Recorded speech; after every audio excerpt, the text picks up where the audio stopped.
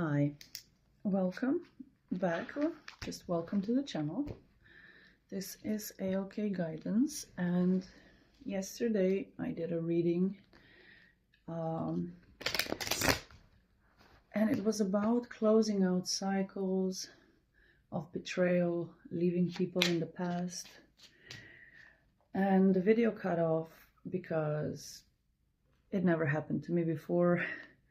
The phone gave me a notification that my device was overheating and that the camera will turn off in 3, 2, 1, right? So I cannot pause the reading or anything. I can just move along. And so I went with it. But what happened at the end of the video is that I got this vacuum being, like the sound being sucked out of my left ear, and then of course some sort of ringing happened where I understand that there's a presence coming in. So I started picking up on all these things, and the energy got apparently too strong for us to proceed, and I just let it rest because the camera had to cool down anyway, and then life happens. So we will do a part 2 because I am intrigued into what the hell's going on. I've had nightmares for the past 2 days. It was about I was being chased through timelines, through past lives, by a person with the energy of my last partner, but with the face of the first narcissist I've ever dated. And it kind of came full circle in a way where it's been now 10 years from the first to the last. And I thought that I have learned all these lessons. However, there were lessons to be learned. So let's talk about the spirals that we've been going up and down when it comes to all these people trying to keep us away from good rest, good work, positive influence, and living our purpose. So I sadly only have just this one tarot deck, which, just side note, tarot decks are very blunt and very aligned with the Kabbalah and the Tree of Life and the pathways between each energy, right? So tarot, in my opinion, is very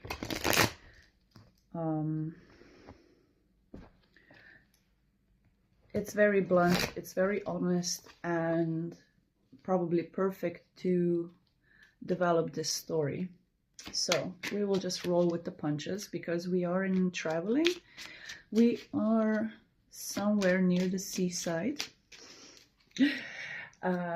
Really love it. It's such a beautiful sunny day outside. Yesterday was super windy and cloudy, and just there was this, you know, weather transit of weird pressure and strong winds, you know, because the seaside also intensifies these winds. And I would say that it also intensifies the energy around us. Plus, currently, this is a timeless message. However, right now, in this point of time, we are in the void of course moon, which means the energy, the emotional presence in our bodies is kind of missing, resting, and or contemplating. It's this period of time before the new cycle, which is also the last new moon of the lunar year. Not the lunar year, of the solar year. So the new moon will be in Pisces, if I'm not mistaken, or Aries. I'm not sure. Don't correct me if I'm wrong. However, we are in this Pisces, Aries intensified energy when it comes to all these transits that have just shifted in the past month or two. We've been going through closing out retrogrades, 6 to 7 retrogrades were going on since last year and up until the end of March. So on the 20th, it will be quite an important shift when it comes to us going from that subconscious processing and wallowing in our karma and resolving karma and transmuting it into dharma, fixing our ways of how and what we eat. Is that food full with prana? Is it trapped light? Is it, are we harming, or are we, it's like just this reevaluation state of the Piscean energy. And of course, with everything going on in the world right now, a lot of demonic entities that are embodying the vessels of humanoids are trying to trap the light, trying to instill fear. With everything that's going on around the world, it's really disconnecting us from reality. It's shifting our focus towards the worst, right? 636 could be an important number. I just saw it on the timer. However, yeah, the collective, you and me, we are definitely in the Knight of Cups going to the King of Pentacles energy, which means that we will not be affected by the fear and the worry and the doubt of the matrix. We will be living in our love and potentate that energy rather than fear, because we are building abundance. We are connecting to the right souls, and when we do that, the Wheel of Fortune comes in to reassure us that this new cycle that is creating. So whenever you're watching this, this is probably a time of rest, recuperation, healing, and so on.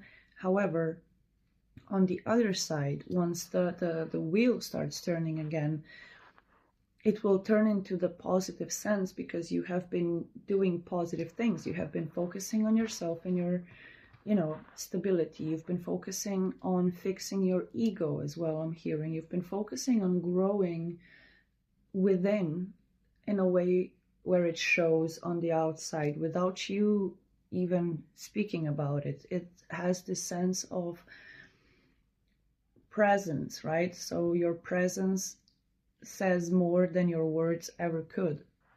However, because you're the type of person that is able to share, because you have worked on your self-love, there will be people reaching out to you.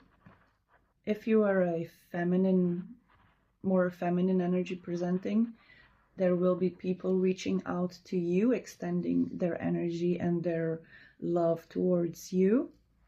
However, if you're a masculine, you will be the one that will be emotionally secure and safe enough with these people in your new cycle that you will be able to reach out towards the people that are on the same timeline with you, which is one of love, one of abundance, one of great new textiles and robes. So like we talked in the part 1 or yesterday's reading, the King of Pentacles was out as well.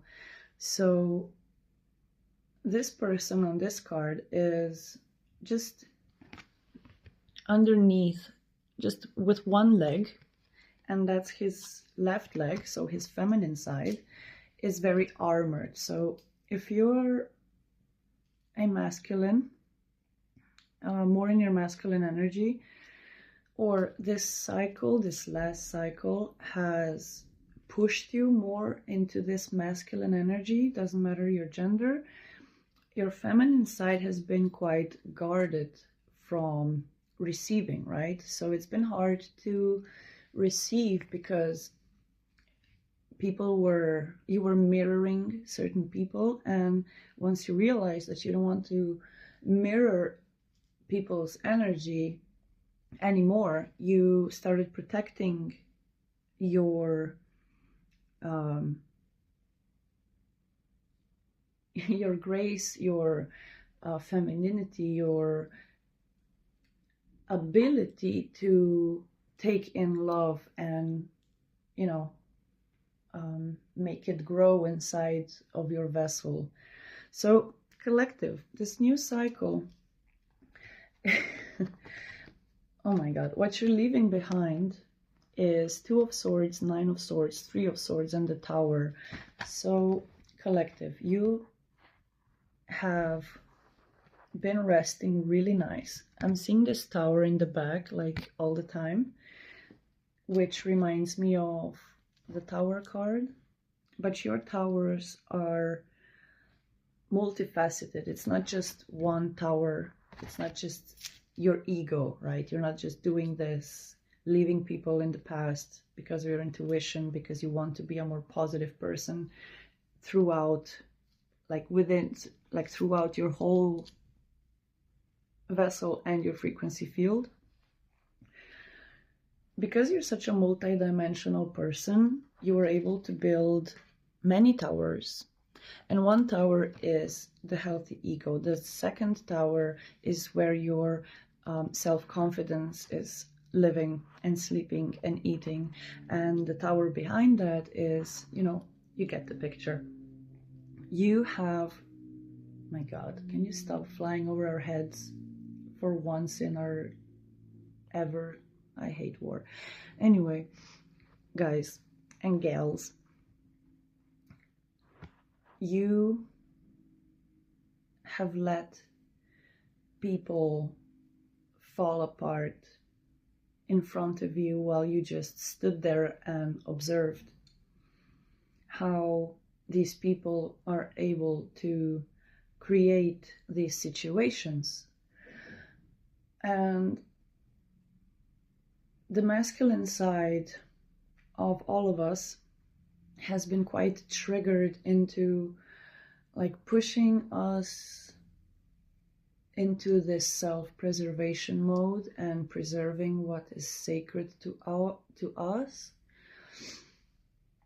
And our realization of how the frequencies are working, how do we truly magnetize outcomes towards ourselves, I'm trying to speak on the fact that we do manifest everything to be able to transcend it, right? So in my case, when it comes to me dealing with narcissists, because I have past experience, I get to see everything, right? The sun shines on the darkest corners when it comes to me. So it's not that I don't realize it at the right time. It's just that my passion in my path forces me to analyze until I break my mind. And that's how I am. And that's just me. And you could be completely different. It's just the way that you personally process any heartbreak, any negative energy, any sort of ego you don't align with because it's not healthy. Anybody that doubts anything, these are the people that are falling off of your timeline and that they will not be joining you in your next endeavors. You're following your intuition to rest more. Yes, you have rested a lot, but you also need to rest more consciously. So sometimes when we get overwhelmed by energy of other people, we come to a point where we don't know how to deal with energy being sent to us, and with people not understanding that thoughts are spells. Like, you are literally cursing people, right? Out loud, or in thought, in writing, which is even worse. So collective, we've been really mindful of our channelings, our intuition calls, our just processing what's been going on around us, you know? And it's been really hard to keep that light for ourselves and for our loved ones. We have the High Priestess coming out again with the World card underneath. So your intuition has told you one too many times to close the cycle. Instead of being an Ouroboros type of snake, eating your own tail, going around in circles, it's not even cycles, right? And sorry, I'm just getting so much. It's like this spiral we've been ascending upwards and descending downwards on. It was literally this energy. Like, we don't know if we are allowed to celebrate, or should we wallow a little bit more in the friendships that we thought we had with people, the alliances we thought were good for us. We're cutting people off because we have discernment. And certain friends are also certain burdens and reasons why we cannot see, because of our love for them, because of our passion for them. We cannot see that they are the one. Could be your best friend, right? Or could be your whatever, favorite family member, you name it. Even though we love to celebrate and live life around certain environments, these same environments are the ones that are causing us to not see the effect it has, their energy has on our creativity. So it brings us through these spirals and loops and cycles of, I can celebrate, but then I don't see my path ahead. Like, I'm not focusing on the things that I should be focused on because I'm focusing on too many things. And then the doubt creeps in and we stop seeing things for what they are. And we want to get back into the creativity. We want to process these deserts of emotions that, you know, we're just looking for oasis, but we're kind of used to being slightly, you know, either masochistic or something like that, when we're used to the bad relationships, bad friendships, and doubtful people that, you know, instill fear rather than love. And that's where we stop looking at the things that inspire us and brings us this fire beneath our feet to, you know, be able to keep this self-love, to be able to prosper within our family or within our partnerships down the line. And yeah, you're fighting a great fight. You're standing up for what's right, which is great. However, the people that you're working together are also the same people that keep you stuck in this poverty scarcity mindset of them being misers, whereas you being this child of light. And it's really hard once you start seeing things for what they are, that these collaborations only bring conflicts and manipulative people that want to, that don't want to share their riches. They're breadcrumbing you, whereas you give them opportunities or, you know, pay for stuff or whatever it is. Yeah, you're the star. You're the one that has the intellect to move forward balanced within your feminine and masculine, and within your, it's a cool bird, it was a crow, struggling hard in the wind. She looked almost like she was flying slow motion, so I could see which bird it is, because there's many birds here, different birds, but it was a huge crow. So it's also your another emphasis on the way you are connected to the spirit realm, of the messages and the messengers that you do get. Yeah, it's like your feminine side is like this Queen of Swords energy, where it's like, you know, you're just sitting on your throne, armored up in intellect, waiting to cut people down with their bullshit. And on your masculine side, you are this King of Wands, which is a great leader of pretty much any group that, you know, you enter into. However, certain groups are not, just not for you, because these people